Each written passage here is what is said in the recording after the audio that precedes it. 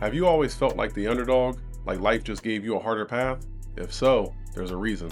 God, He rarely chooses the obvious one. Instead, He chooses the one that nobody else would. God doesn't usually pick the popular one, the most confident, or the most supported person.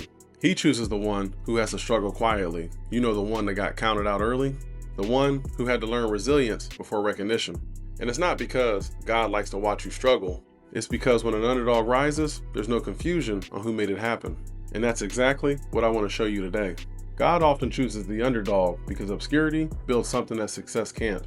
Nobody's watching your character get built or your discipline being formed. Your faith gets real because if God gave you attention before alignment, it would ruin you. That's why chosen people usually grow in silence before they rise in public. God doesn't choose an underdog to embarrass them. He chooses them so the outcome is undeniable. When somebody with no advantage wins, you can't take it away from them. No connections, no shortcuts, no safety nets, just God's hands.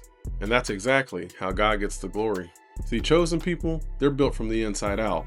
See, an underdog's path strips his pride away early so that power can't corrupt him later. You learn gratitude before success, and you learn compassion before authority. So, if you've been overlooked, you feel that you've had to fight for everything, and nothing came easy, don't assume that you're behind. You might be exactly where God does His best work, because underdogs, they're not forgotten, they're forged. If this message spoke to you, then stay close, because this channel is for people who weren't handed life, but are building it with purpose. Like always, hit that subscribe button and keep walking that path that God put you on.